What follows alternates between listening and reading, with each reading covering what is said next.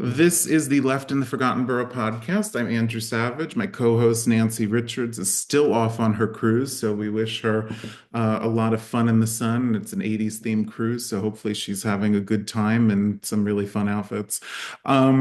So we are joined today by a really special guest, Janos Marton. Thank you so much, Janos, for coming on. He's a lawyer, social All right. justice advocate.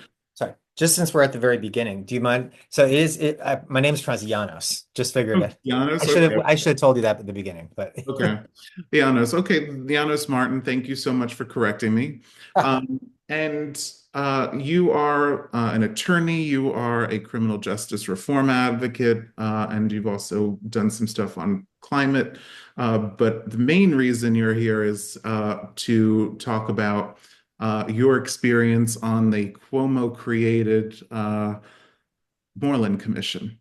And so I was talking to Ross Barkan the other day. He came on to talk about his book about Andrew Cuomo. And basically, he was saying that a lot of that stuff is kind of memory hold. A lot of voters don't remember. So I was like, oh, what a perfect time to refresh people's memories. So talk about a little bit about yourself and your experience in this sort of, maze that we're in. sure. Well, first of all, it's great to be here. Thanks for having me on to talk about this. I always say this is one of the few topics that I will never turn down the chance to talk about, in part for the reasons you articulated. Even though it happened a long time ago, I think it's really important to understanding who Andrew Cuomo is and how he governs. And also because it was really a missed opportunity for New York. I mean, we had a really impressive group of people coming together to talk about how to fix New York's election and ethics and campaign system. And we were doing really good work with a really good team. And Cuomo's interference and shutdown of the commission, I think, was a really unfortunate moment for New York State as a whole. So I'm always happy to talk about what happened then and why I think it's still relevant now. So just a little bit about myself. I'm a born and raised New Yorker.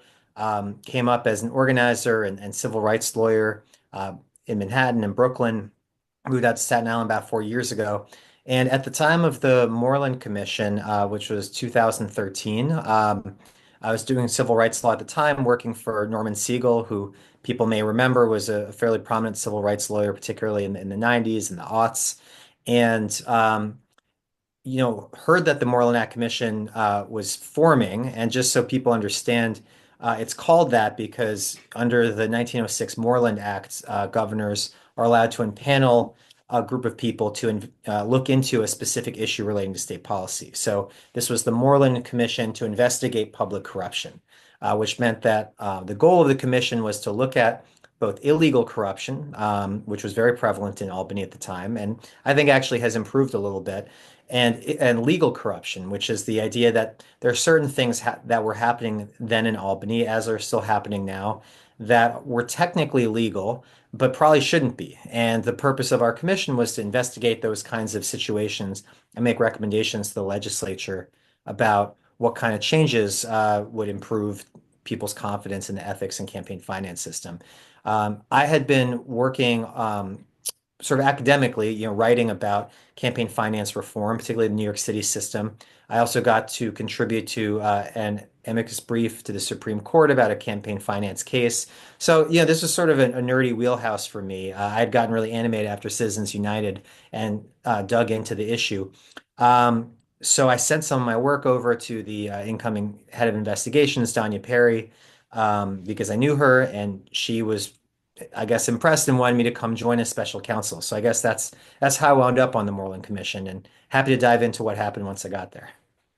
Well, I was reading, and just so our listeners understand, you wrote a really terrific Substack yesterday about all this and how it connects to now with Andrew Cuomo running for mayor in 2025. And you were this, young idealistic lawyer. You thought you were going to go in and save the world and clean up, drain the swamp, if you will. So what happened once you got there? Yeah. So upon arriving at the Moreland Commission, it was clear that there were really two parallel things happening. On the one hand, you had people like myself who had really come there. I mean, people who had left really good jobs to take what was going to be, even if it had worked out, a temporary 18 to 24-month position. And we had broad latitude. I mean, if you're looking into illegal or legal corruption in Albany, you have a lot of choices. So we got to sort of investigate whatever cases we thought best. There were a lot of sort of threads to pull at, and my boss was Danya Perry, who had was head of investigations at Moreland. She had previously come from SDNY, where Preet Bharara had been running things, and she'd investigated the mob. So she was no shrinking violet. She was very much eager to take on whoever needed to be. And it's worth remembering that while illegal activity would be prosecuted criminally, some of our investigations didn't even carry the weight of criminal investigations, of criminal outcomes, right? So people probably should have been okay with us going along with it. But what became clear very quickly is that Governor Cuomo, uh, uh, Governor Cuomo very much wanted our investigations into, for example, the legislature to proceed quickly and aggressively. And he gave us even tips on how to look into different legislators and potential things they were doing. But when it came to broader issues and when it involved looking into him and his allies, I'm sorry, can you hear my dog? He's freaking out a little bit here. I don't hear. Okay. When it came into looking into his allies, he clamped up quite a bit. An example I talk about in the Substack is the issue of housekeeping accounts. So housekeeping accounts still around today, actually, even though we tried to recommend the legislature get rid of them, are an end run around our campaign finance laws because they allow people or corporations to give unlimited amounts of money to political accounts as long as those accounts are not used explicitly for electioneering. So, for example, big pharma or telecoms or or Michael Bloomberg when he was really running things in New York City and trying to play politics in Albany. These kinds of entities can give $250,000, $1 million to Assembly Democrats, Senate Republicans. And all of these entities gave large amounts of money to Andrew Cuomo's committee, the Democratic State Committee. And one of the things I was trying to figure out is, was it appropriate for Cuomo to be using money that was given to him in this way to blast TV ads around the state talking about what a great job he had done as governor going into an election year? Now, if you'd really scrutinized it carefully, if you brought a criminal case, he probably didn't break the law, right? I mean, I think the law was murky enough that what he did was probably technically legal. But this is the very kind of thing we were trying to figure out with the Moreland Commission. Should this amount of money be allowed to flow to politicians? And if so, should there be rules on how they can use it? And that's why we issued a bunch of subpoenas. And the day we issued subpoenas, it was to everybody who had housekeeping accounts, which ranged across the ideological spectrum from the Working Families Party, the Old Independence Party, the Conservative Party. I mean, everybody took advantage of these loopholes. So we subpoenaed everybody in fairness, right? And those subpoenas went out. But a few hours later, one set of subpoenas came back, and it was the subpoenas to Democratic State Committee and their allies who were controlled by Cuomo. And what that really kickstarted was months of a situation in which Cuomo would go in front of the press and say that this independent Moreland Commission was allowed to investigate corruption anywhere they found it in the state. But behind closed doors, if we did investigate any entity that was connected to Cuomo, we could bet that there would be a lot of pushback, that Cuomo himself or perhaps his senior staff would contact our bosses or the commissioners, that people running the Moreland Commission, talk them down on the phone, tell them that this was a dumb investigation, there was no point to it, threaten to cut off the money, threaten to push people out of their jobs. So it was really, gaslighting wasn't a term we used a lot back then, right? But this was like kind of classic gaslighting where Cuomo would literally give a press conference in the morning saying the commission can do whatever it wants. And then, by afternoon, we'd be getting pulled into an office being asked why we were looking into a particular entity. Interesting. So I want to back up to when you said that he was looking into, and that he gave you tips about how to look into the legislature. That sounds very Trumpy. That sounds very much like Kash Patel. That sounds Absolutely. I yeah. mean, and this is why I think the story of the Moreland Commission is so important today. I mean, really, there are two fundamental reasons why it's important today. I mean, the first is that this is a story of a person who hasn't fundamentally changed, right? I mean, this Cuomo had been in public service and public office for years at the time of the Moreland Commission, so this was not a new thing for him to be micromanagerial, to be bullying, and what he did on the commission happened over and over again, right? You saw the way that he sort of messed with the Democratic leadership in the Senate to create the IDC to strip away power from state senators. He was constantly picking feuds with Mayor Bloomberg. So, I mean, sorry, Mayor de Blasio, so he could kind of one up him. And then later in his term, the way he handled both the nursing home scandal and the cover up around it, as well as how he handled the sexual harassment uh, claims that were brought against him, both show that this is somebody who was comfortable lying to the press, comfortable bullying people behind closed doors. So he did not evolve from the stories that I experienced at the Moreland Commission. So that's the first thing I think is really important for people to think about as he's running for mayor. This is a person who has not changed from this approach to governance. And the second reason is the one you said. It is very Trumpian to investigate your enemies and protect your friends. I mean, that's what Trump and Patel and this whole crew is doing right now. Uh, there's also elements of Eric Adams in this, right? To sort of use city resources to pay for lawyers to protect your friends that are breaking the law on government dime, and then counterattack by casting aspersions at others. I mean, I don't think Eric Adams is as good at it as Andrew Cuomo and Donald Trump, No, but he's sloppy. He's certainly sloppier. Absolutely. they're all cut from the sort of same cloth. And I think at a time when we as New Yorkers are trying to move on from the corruption of the Eric Adams administration, and definitely most New Yorkers I know want a strong counterbalance against Trump, somebody who can speak for a different set of values. Um, why would we go with somebody who's basically shares a lot of his tendencies? Absolutely.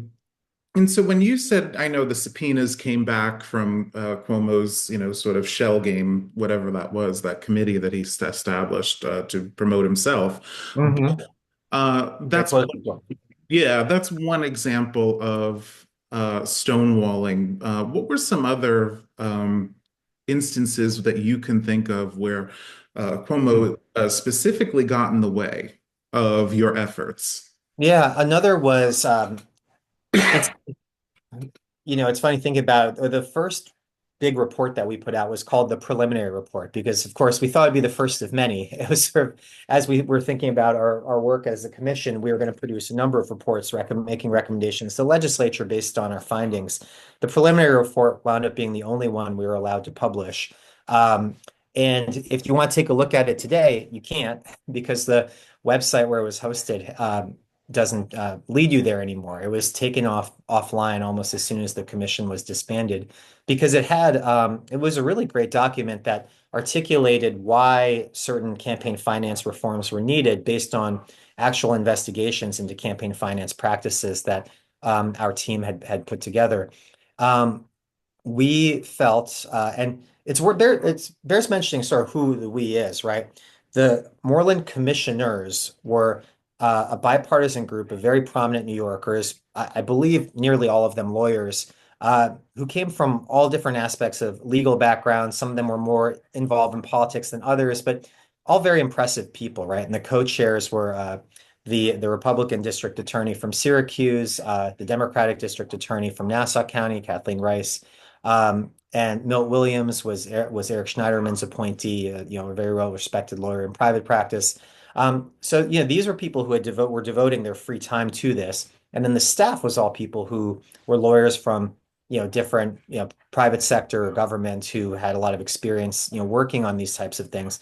So there was for us who were in the thick of it, there was no conclusion we could come to, but that important campaign finance laws needed to be passed and adjustments needed to be made. And we were going to put that in the preliminary report. Cuomo was much more interested in appearing to do something about corruption than actually shaking up the campaign finance and ethics laws. And he specifically, I remember, sent a person to our staff who was going to be the author of the preliminary report. And in this situation, the Cuomo there were several sort of Cuomo staff in the Moreland Commission. And this particular person, his job was to sort of water down the report. And there was this ridiculous sort of cat and mouse game where the report and its recommendations would be watered down, and the commissioners would edit to put the recommendations back in. And this was going up all the way until the day it was going to be published and released to the press. And I remember it was just so absurd that when it came time to press send and publish on the preliminary report, you had the three co-commissioners and several senior staffers leaning over the cubicle where the Cuomo staffer was seated to make sure that he did not edit the document one more time before sending it to the press. I mean, that is the level of sort of inanity. And when people, so I love, sharing that story because it just shows you the depths to which Cuomo is going to micromanage this supposedly independent process. And it also is just sort of embarrassing, right? When people talk about, well, at least Cuomo is a great leader. I mean, this is what he was doing with his time as governor, was literally trying to meddle with the wording of a report that was going to call for good campaign finance laws. Wow. So basically, he sent foxes into the henhouse, basically. Yeah, and over time, he sent more foxes. Drove the good people out, and by the time he shut down the commission, I mean, we were going to work, sort of, right? But there was very little work we were really allowed to do by the end. Um, we were trying to save our investigations in sort of places and files where we knew that like we were concerned, a switch could be flipped at any moment saying, hey, the commission's over, you can't log into your computer, which again, kind of reminds you of what's happening with Trump and the federal government right now and Doge. I mean, we are sort of living in, in fear that at any given time, all of our work could just be erased. And it's funny because Preet Bharara ended up showing up at our office with a bunch of FBI agents. And normally, if a bunch of FBI agents show up at your office, that's not a good thing. But No. in but in this case, we're like, thank goodness, now that they're here, there's no deleting that's going to happen. And they ended up taking all of our files, and they ended up using some of those files to bring criminal investigations.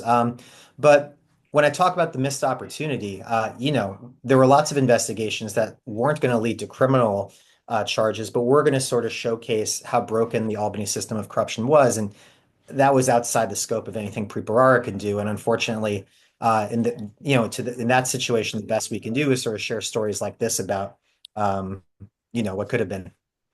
Well, that was going to be actually my next question. So I know that a lot of the findings of the Moreland Commission were used to bring down some really powerful people. I'm thinking of people like Dean Skelos, Malcolm Smith. I don't know if Pedro Espada was one of those people who was caught up I in think that was before, but Sheldon the Silver, Sheldon Silver. Yeah, and so, it's no wonder Cuomo wanted to shut it all down when the breadcrumbs started to lead to his door.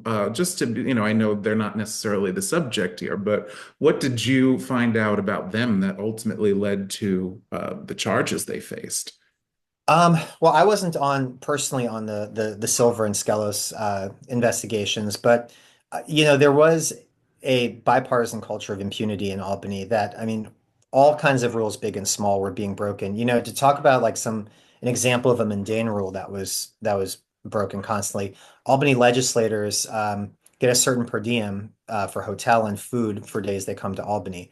Um, and you had many legislators reporting that they were coming up to Albany all the time. And so we subpoenaed um, the records of their key cards, which allowed them into the buildings in Albany in which their offices are or where the legislature is held, and found that there were huge discrepancies where people would report, file for per diems for weeks when they weren't actually, well, we know they weren't going to their office. We know they weren't going to vote.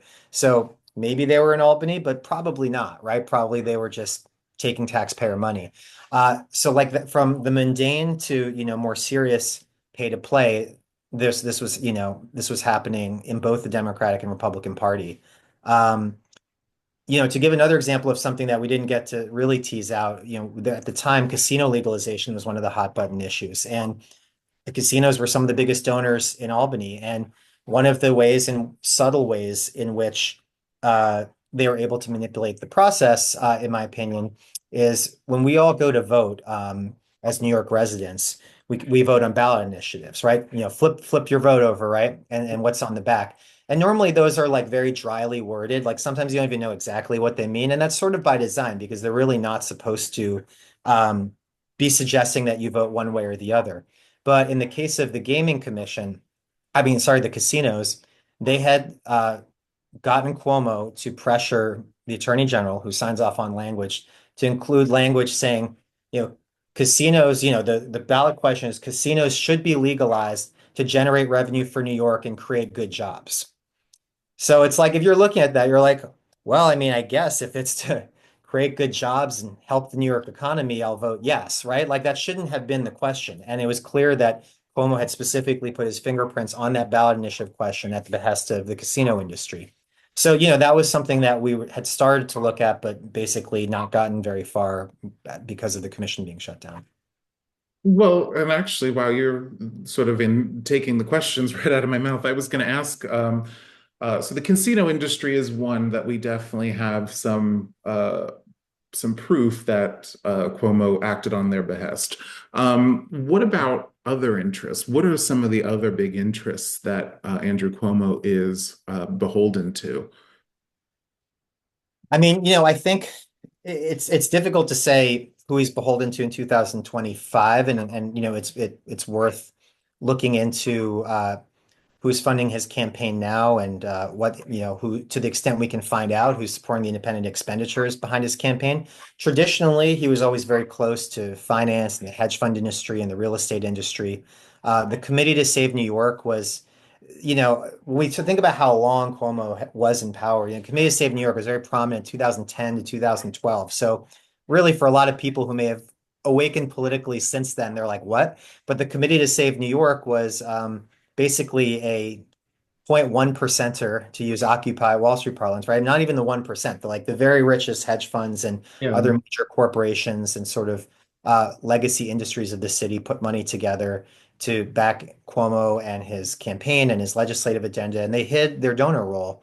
And to this day, we're not entirely sure who was behind the Committee to Save New York, but from reporting that was done at the time, it was clear that those were the types of people who were behind it. So Cuomo has always, during his years as governor, one of the reasons he was so powerful is he was always able to ramp up an extremely large campaign finance war chest using the very generous and so pro-corporate campaign finance laws for his own campaign for his own fundraising, but then also have allies from these industries who are able to make independent expenditures and just drown out any opponent, Democrat or Republican, who might challenge him. Well, And what'll be interesting to see, sorry, is that now that he's running for mayor, and not to go switch from substance to politics, but it bears mentioning. I mean, this is the first time he's had to run as a serious candidate since 2006, where he wasn't gifted the enormous advantage of having a much bigger campaign finance operation than his opponents. And the first time he's actually had to interact with voters because basically the combination of his power, his sort of behind the scenes arm twisting and bullying, and the massive amount of money he had behind him meant that he was really basically unchallenged from 2010 to 2021. yeah, and well, I'm just thinking back to the Committee to Save New York. It sounds so innocuous, doesn't it? It's It's also, I mean, anybody who lived through the aughts, I mean, New York did not need saving in 2010. It was a pretty great place. I think a lot of people kind of miss that period of New York. yeah, yeah. And so just going back to the people who had these kind of expense accounts, like and when Cuomo said he gave you tips about how to investigate legislators, what kind of tips did he give about how to do that?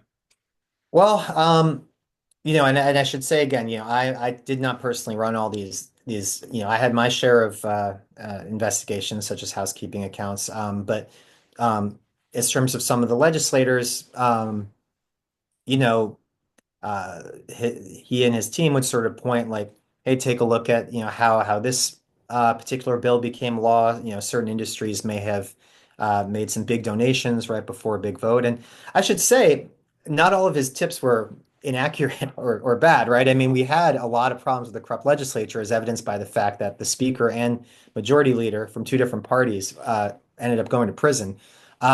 So it's not as if Oh no, they all. weren't wrong, but it's Yeah.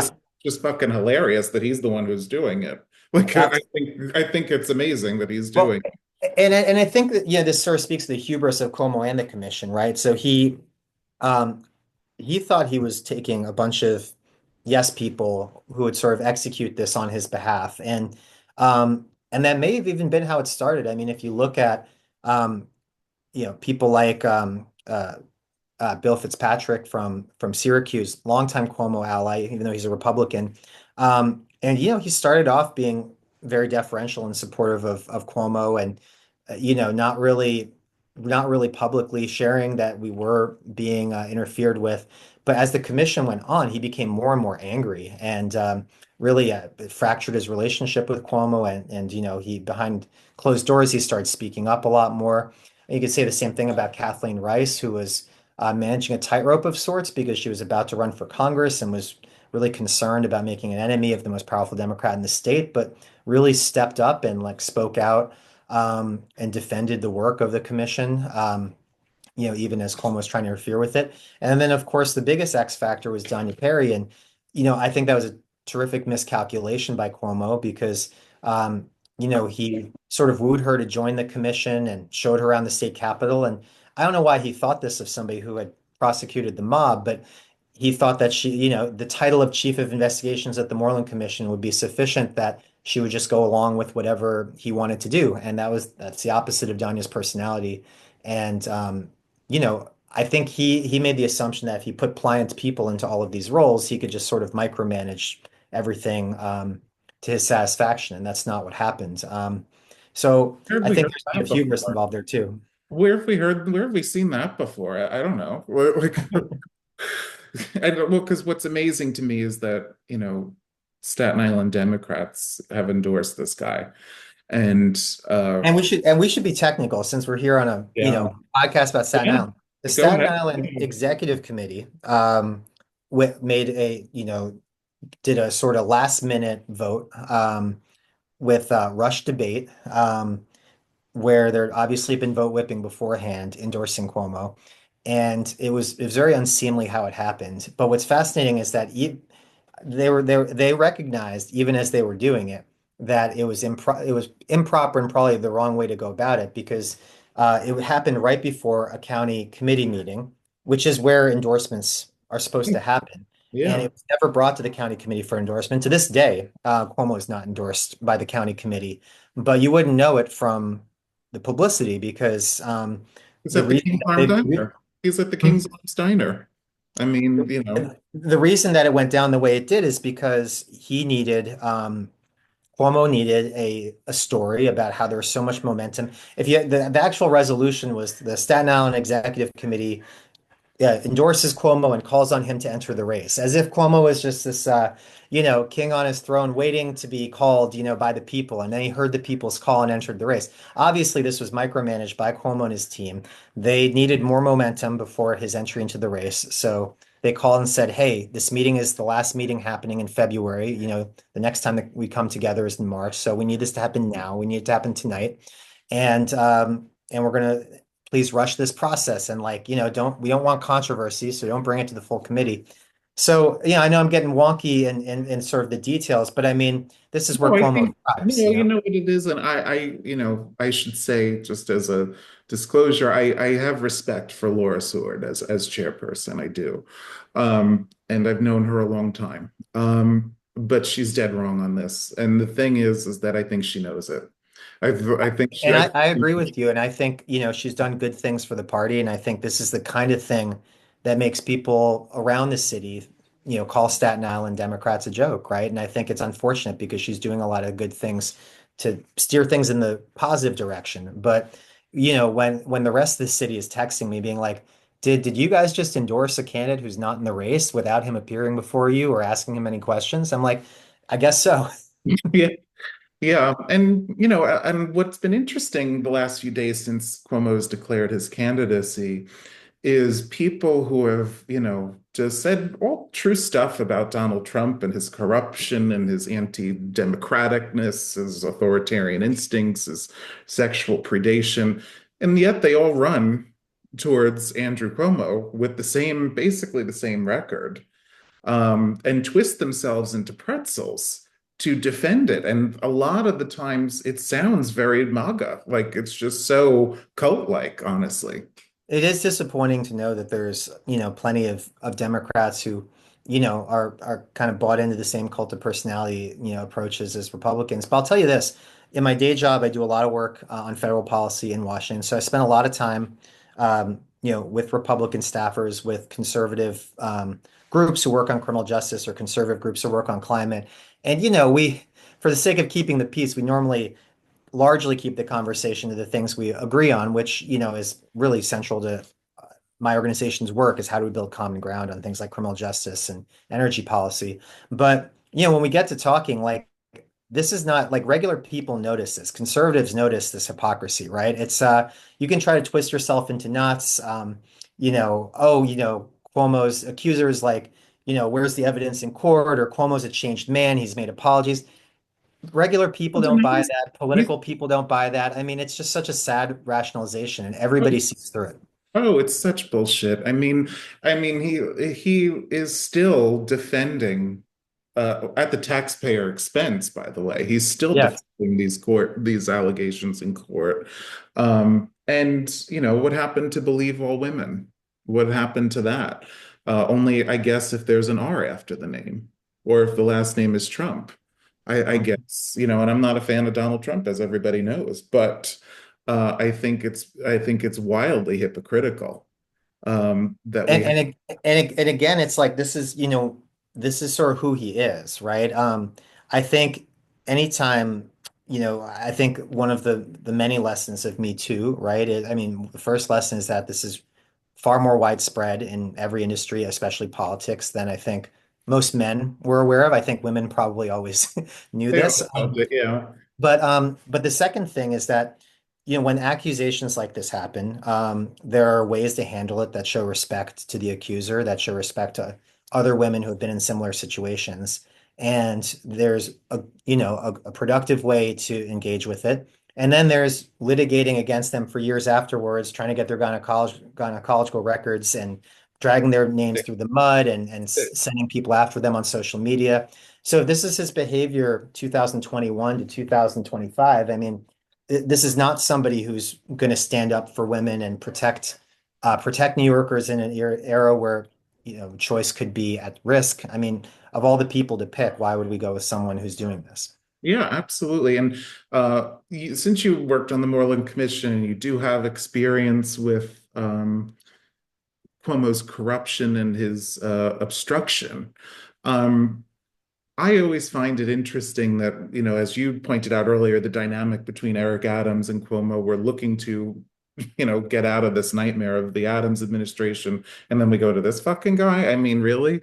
And but not only that, but the House Republicans last year made a criminal referral to the Justice Department about his Cuomo's handling of the nursing homes during COVID. And, obviously Biden-Harris Justice Department didn't touch it, but Trump could. Trump could call up that insurrection Barbie he appointed as the Attorney General and say, here, investigate this guy in New York. And so we have another mayor under our thumb. Isn't that a possibility? It's. I'm so glad you brought this up because this one of the main arguments people make, and I saw them make it at the Staten Island Executive Committee, is, well, sure, like he may have all this baggage of harassment and scandal, but he's our tough guy who'll stand up to Trump. And first of all, I don't think there's any evidence for that. What I said in the room is, we're now several weeks into the Trump administration. It's now been longer. What has he done to stand up to Trump? Yeah, as a private citizen, right? I mean, he's basically said or done nothing to stand up to Trump as all this stuff is happening around the country, throwing us into turmoil. But the second thing is that just because a person has bravado and arrogance doesn't mean that inures to the benefit of people, No. right? Him Yeah. getting into a personal feud or a spat or publicly going on TV against Trump, should he do that?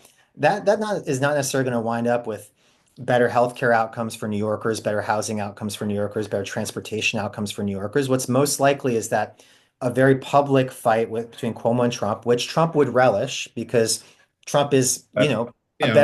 better bruiser than Cuomo is and has more power, right?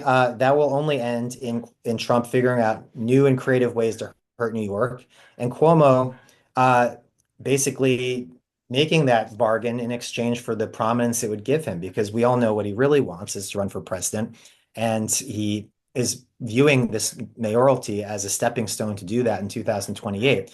So New Yorkers should just think about whether they want to be in the crossfire of a pissing match between Andrew Cuomo and Donald Trump and whether they're going to come out better for it.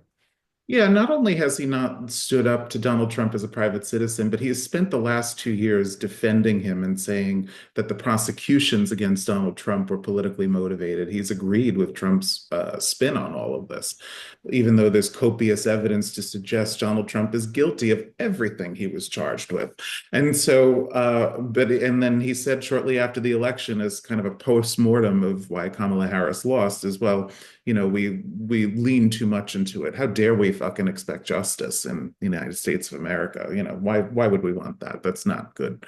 And so not only that, but I think he would toe the line probably just as much or as more as Eric Adams has.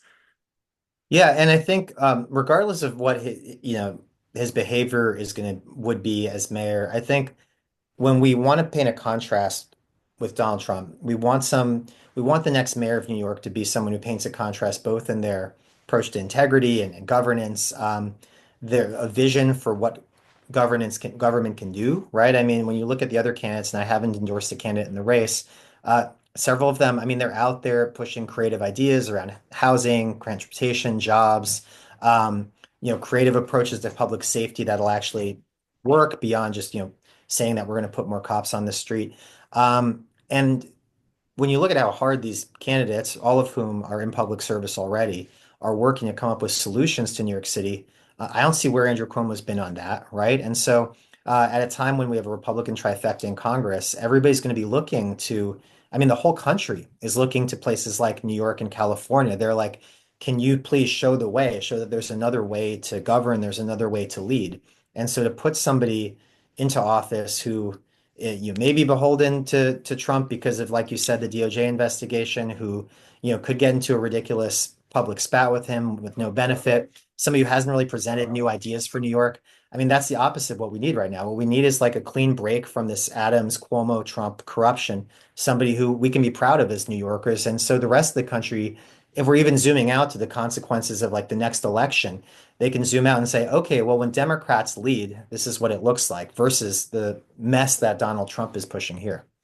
Absolutely. And finally, you made it seem like the drawdown of the Moreland Commission, was you saw it coming. It was the writing was on the wall for a long time. But to the public, it seemed very abrupt. It seemed very abrupt. And so talk about that. What was that Yeah. like when it actually did happen? And you saw the signs early on, I'm sure. Sure. Well, signs, absolutely. But I'll tell you this. I had only been on Twitter was a pretty newish thing. This is 2014, so it had been around for a few years. But it was the first for me, the first major thing to happen on Twitter that impacted my life because I was over at a friend's house, I believe on like a Sunday afternoon, watching TV, and he's like, "So the Moreland Commission's being shut down." I'm like, "Oh no, there's rumors about that." He's like, "No, no," and he held up his phone. He's like, "It's on Twitter. The Moreland Commission's being shut down." So I found out about losing my job through Twitter.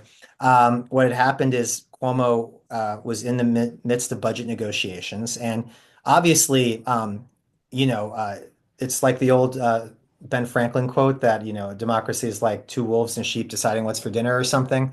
Um, you had the legislature, which hated the Moreland Commission, and Cuomo, which at this point hated the Moreland Commission, going in, and they're like, "What if we just shut down the Moreland Commission?" And they decided, they came to terms over it. And of course, Cuomo couldn't say they did nothing, so they passed the most milquetoast campaign finance reforms imaginable. Called it a day. I said it was sort of like a mission accomplished banner moment where they sort of announced like the Moreland Commission has done everything it set out to do, and then we were done. And we were all still employees of the state, and there was a very awkward period thereafter where Cuomo was desperately trying to find state jobs for all of us so that we wouldn't go speak to the media, because if you're still a state employee, you're not going to Yeah. jeopardize the job. And I remember them sending me interviews for some ridiculous random agencies all over the state until I realized, like, why am I doing this? Like, I'm furious about this. I want to be able to speak about it. So I just sort of stepped away. Good Um, for you. um, but but yeah, and so that's how it ended. And we did not get to finish our work. And I think it'd be amazing if one day another group of people were able to sort of finish the work that we started, because I think there's still a lot to do for, putting an end to corruption in New York City and New York State. Now, just one final thing. I know you mentioned Preet Bharara before, and I know that Preet Bharara, before he was fired by Donald Trump in Mhm. 2017, he was investigating Andrew Cuomo for issues related to the Moreland Commission and campaign finance more broadly. Um, so what could he have been looking at, do you think? I know you said you weren't in on everything, but what were some of the things that may have uh, caused Preet Bharara to look into Andrew Cuomo's handling of all this specifically? Yeah, I mean, I think it was, there were questions about whether Cuomo was obstructing specific investigations and shutting it down. I mean, I think where ultimately, the legal challenge was that practically, under the statute, Cuomo could shut down the commission. And again, some of the issues that we were looking into with respect to Cuomo, we knew were not necessarily something that would rise to the charge of a crime, right? So in the end, there wasn't a lot. There wasn't going to be enough there to take a really bold step of the U.S. attorney, indicting a governor. So I was never really expecting that to happen. Although it's interesting that Joe Percoco, again, a name that most people who are newer to politics will be like, who? This is somebody who was so close to Cuomo as his top aide that he called him his second brother after Chris Cuomo. He went to prison being prosecuted by Preet Bharara for corruption. So the corruption train did not stop, and Preet Bharara did keep looking into it even after Moreland. Yes, Joe Percoco, another proud Staten Islander. Didn't even know that. Another proud Staten Islander. Wow. Jesus Christ, we're so fucked. My God. Well, thank you, Janos, for coming on. I'm so happy this was such a good conversation, and hopefully people hear this. I know, it was a long time ago, but as you said, it just speaks to the fact that this guy has not changed. In fact, he's just going to do the same kind of stuff, if he, God forbid, he gets elected. But I was going to use another word, but I've cursed too much already. But Well, thank you so much for having me, and always happy to talk about, uh, you know, any issues that I'm working on with you. So thanks for having me, and have a good one. thank you. This is the Left in the Forgotten Borough podcast, and we'll see you next week, hopefully with Nancy.